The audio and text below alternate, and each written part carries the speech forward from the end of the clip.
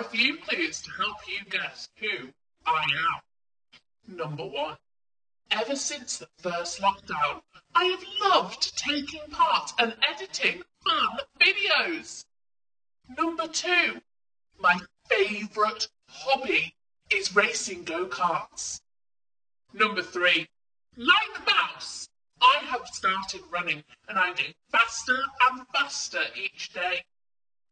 Today, I'm going to share with you a beautiful book called Leaf.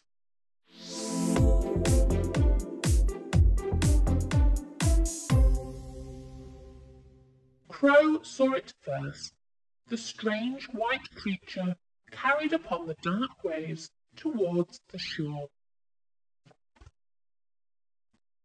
It was unlike anything the animals of the wildwood had seen before.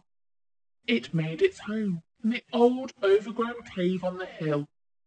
No one had lived there for as long as they could remember, and no one dared approach now. Stomping around the forest, the creature collected leaves every day. Big leaves and small leaves, round leaves and colourful ones. As he looked around the forest with a searching eye, the animals would flee in fear. They named him Leaf, not only after the creature's odd habit, but because they wanted him to leave. No one, they thought, should have to live in fear. Every day they discussed the stranger, but no one was brave enough to talk to him. One day, Fox called out to the other animals as Leaf burst through the forest. He ran very fast and was covered in hundreds of beautiful leaves. They had never seen anything like it. With a giant roar, Leaf leaped off the edge of the hill and flew, for a moment at least, before tumbling down into the lake. Soaking wet, the beast stomped back to hide once again in the dark cave. A few days passed, and Leaf burst out of the cave again. This time he didn't stop running at the hill, but ran all the way through the wild wood to the edge of the great cliff. He jumped off and flew.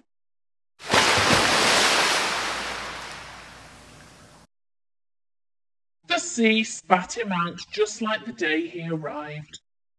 Only now, the clever crows decided it was time to talk to the very sad and lonely Leaf. They let him speak, and at last they all listened. Leaf told them how he had drifted over from far across the sea where the ice was melting. After all, he was only a polar bear wanting to go back to his family. Just someone who wished he could fly back home. How silly they had all been for not talking to him sooner.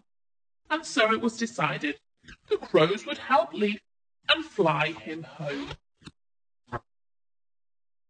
And the animals promised to tell Leaf's story to everyone who would listen, so that no polar bear would ever get lost again.